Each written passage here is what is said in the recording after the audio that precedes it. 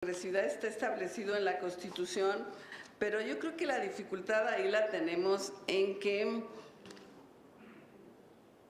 luego tomamos nada más de otros estados, tomamos las reformas y no pensamos en que las leyes tienen que aplicarse en México. Ahorita usted me recuerda así como cuando yo estudiaba y mi maestro decía, el Código de las Obligaciones Suizas es lo máximo en Suiza, pero en otro país no necesariamente, ¿verdad? Entonces, si se refiere, porque aquí recuerdo que usted hacía alusión a lo de la prisión preventiva, ¿sí? Sí, bueno, sí, el artículo primero de la Constitución mexicana es porque dice que los derechos humanos deben de observarse, que todas las autoridades tienen que observarlos sin ningún prejuicio, sin necesidad de ser un tribunal constitucional, y que entonces una de las cualidades que tienen los derechos humanos es que sean progresivos, como usted lo señala, que si hoy tengo derecho de salir hasta la calle, pues mañana no me digan que nada más puedo bajar de aquí del podio, ¿verdad? Eso está. Pero creo que en eso no estriba ningún problema cuando son así las cosas. Las cuestiones son, bueno, por ejemplo, yo creo que son los que usted quiere, es de que la progresividad, en Querétaro lo estamos viviendo. Hubo una reforma de que se redujeron las pensiones porque se puso de ahora en adelante un tope a las pensiones, ¿verdad?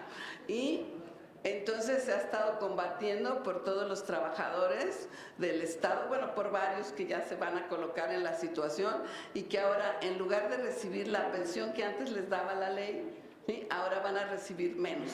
Y también lo hicieron porque tenían que a los 28 años podían pedir su jubilación, y con la reforma que se hizo a la ley lo mandó a 30, ¿verdad?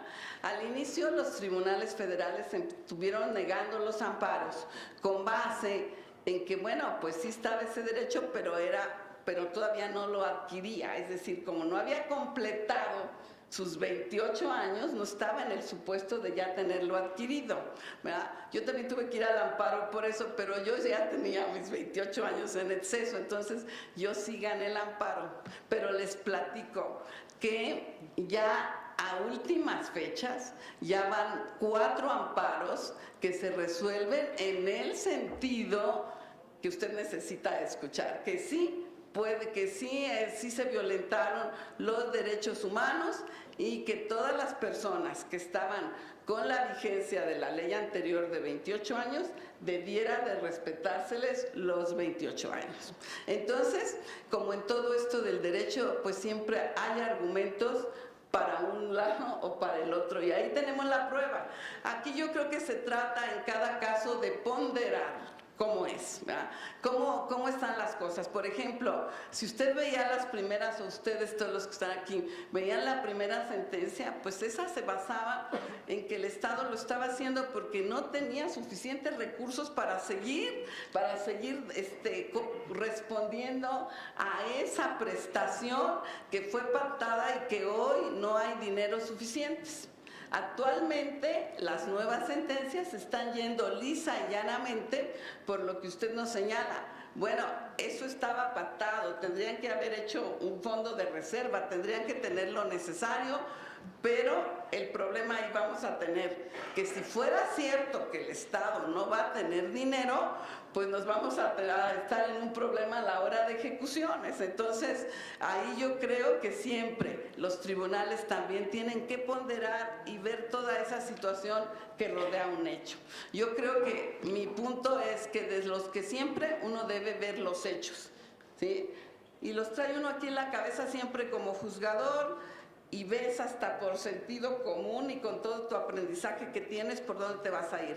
Y luego empieza a ver en la ley qué te beneficia para lo que estás pensando, si lo haces o no, si lo acotas, si das más, o si simplemente rompes un paradigma hasta ahora establecido y dices, creo que esto debe de resolverse así. La ventaja, yo le digo a todos, que hay en la Corte es que se fusionen salas colegiadas.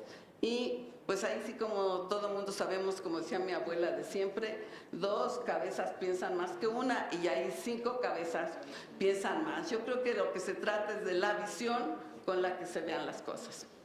Y luego, senador, si me recuerda,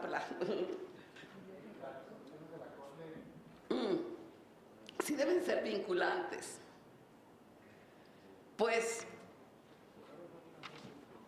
a mi manera de ver, si me preguntan mi opinión o lo que se resuelve, yo creo que en gran parte sí tendrían que ser vinculantes. De hecho, porque nos ha traído buenos resultados. De hecho, la reforma al artículo 1 constitucional fue por una recomendación de la Corte Interamericana de Justicia. Y esto trajo como consecuencia que se viniera a revolucionar nuestra manera de ver y de pensar en el derecho. Eso no es malo, está bien, pero con todos los asegúnes, como siempre es en las cuestiones de derecho. Cuando lleguen, recuerdo que al primer año de que entró en vigor esto, oí al presidente de la Corte: no, dejé de asistir el 5 de febrero, que es en el que hacen su pronunciamiento los estados de la República en mi ciudad de Querétaro, por ser cuna de la Constitución, y dije, ¿qué va a decir el presidente de la Corte? Y claro, pues dijo que era un problema a resolver en el futuro, cuando llegaran a reclamarnos todos vivienda. ¿Dónde se la vamos a dar? Pues lo mantendremos que mandar a los planes de vivienda, y el Estado procurará destinar más de sus presupuestos a ese problema. Si no tiene otro que en ese momento sea más importante, prioritario, porque yo estoy de acuerdo que el Estado debe tender a responder y a satisfacer todo ese tipo de necesidades. Y yo, contrario a lo que muchos piensan, que la Constitución no debiera de ser aspiracional, yo sí quiero que sea aspiracional. ¿Por qué? Porque siempre estamos queriendo que toda la sociedad, todas las ciudadanas y ciudadanos puedan tener más acceso a lo básico, a lo que se necesita para poder tener una vida pues más digna. Entonces, yo pienso que sí. ¿Qué más? ¿Ya? Gracias. Muchas gracias, doctora. Senadora secretaria, seguimos con el turno, por favor. Continúa el senador.